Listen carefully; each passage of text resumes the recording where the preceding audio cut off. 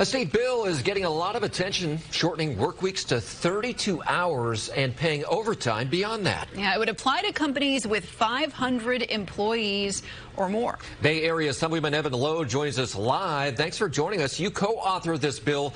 Why do you think we need this? I'm excited to talk about this piece of legislation as we reimagine the workforce. And instead of saying, thank goodness it's Friday, we'll be saying, thank goodness it's Thursday. It's important that we think about the great resignation, the responsiveness that is so necessary. And part of it is that we're hearing time and time again about greater worker flexibility.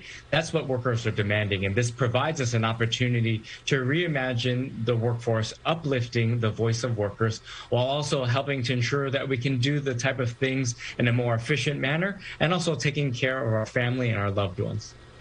So talk us through the logistics of it. How would it work, and what are the potential benefits beyond what you just mentioned at face value, obviously, finding a better work-life balance potentially and more flexibility? Sure. This is the beginning stages of the bill being just introduced. As much as I'd like to say that this is earth-shattering, a new concept, frankly, part of the legislative intent and the impetus for this was that of a federal proposal in Congress of a 4-day work week. And we've seen a number of other companies and other countries adopting this work model as well. But it is to help apply to companies that have 500 or more employees. And as we help to address this conversation and convene employers, small and big alike, is to best understand how this would have an impact on them, and hopefully getting their support as we think about the framework and using this as a tool to attract additional workers as well. Well, you know, on the surface, you think people are all for working fewer hours or getting overtime past 32 hours.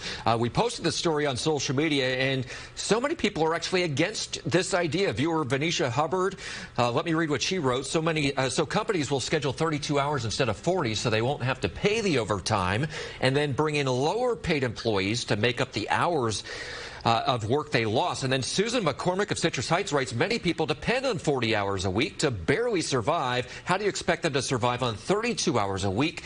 And this also affects health care benefits, she writes. So under the bill, how do you make sure people don't get their hours cut? They make just as much money, if not more. And how would this impact health benefits?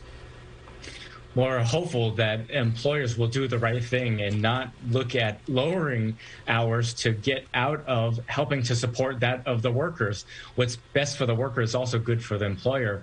Similar to the Affordable Care Act, we're looking to help ensure that this does not have an impact on collective bargaining, on health care benefits as well, to help ensure that we can still get to that 4-day work week while also maintaining the benefits that are associated from that. So as we've just introduced the legislation, it'll go through the various policy committees and hopefully hear from, and some other things to factor in and consider as well. All right, well, it will be interesting to see where it goes from here. Assemblyman Evan Lowe, we sure appreciate your time this afternoon. Thanks so much. Thank you.